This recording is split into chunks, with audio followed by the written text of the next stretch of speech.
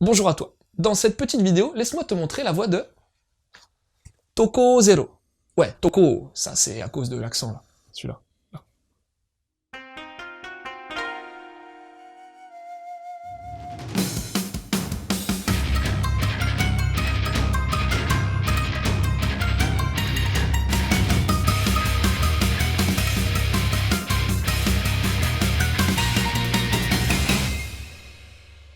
Alors, je te mets au parfum.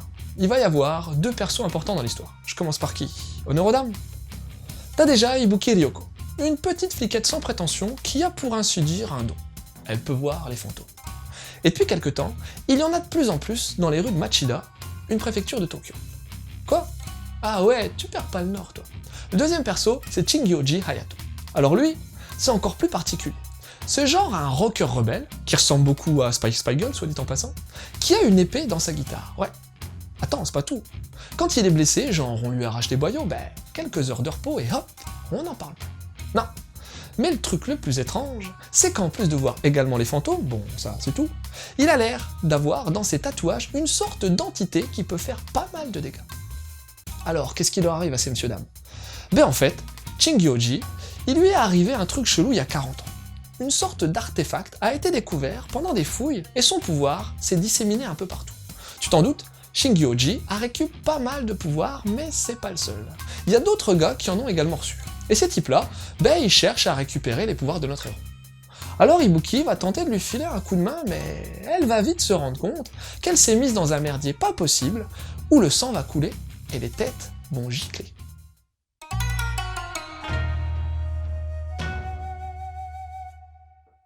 Je suis vraiment mitigé concernant la qualité du dessin. Je m'explique. J'ai vraiment aimé le style de dessin, assez rock dans l'âme, jouant fortement sur le contraste noir et blanc, notamment dans les pliures et les reflets. Le trait est fin et les décors fournis, quoiqu'un poil trop anguleux à mon goût.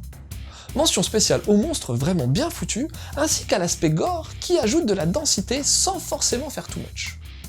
Alors pourquoi est-ce que je suis mitigé, tu vas me dire? Les tronches, ouais. Les tronches de perso sont vachement inégales. J'en trouve pas mal peu réussi et jurant énormément avec le reste du manga. Niveau réalisation, on a pas mal de variété dans les plans et dans le découpage. C'est propre et bien construit, mais ça manque tout de même de prise de risque, surtout au niveau des compositions dans les cases. La jaquette est identique à son homologue japonaise, et joue bien sur le contraste noir et blanc, rendant le titre sobre et classe.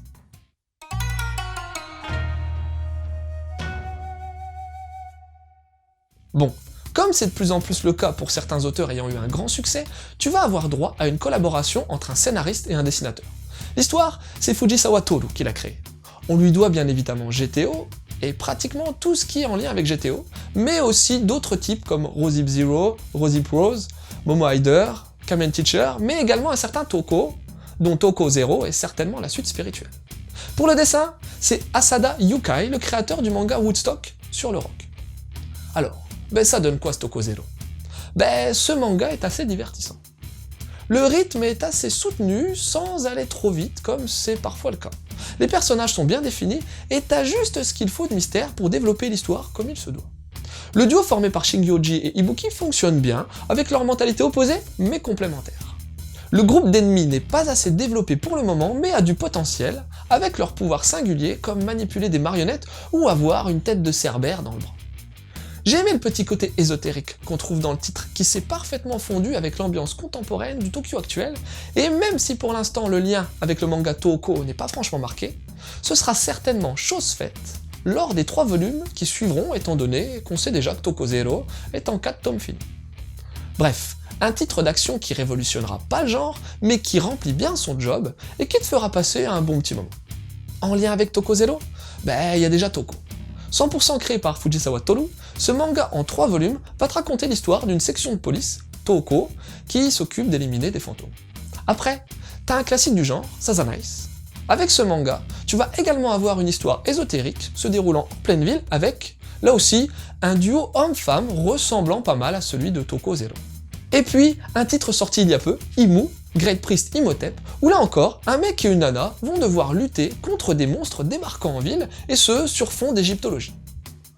Voilà, c'était Loud, j'espère que cette petite chronique t'aura donné envie de lire Toko Zero. Je te laisse et continue de suivre la voie du manga.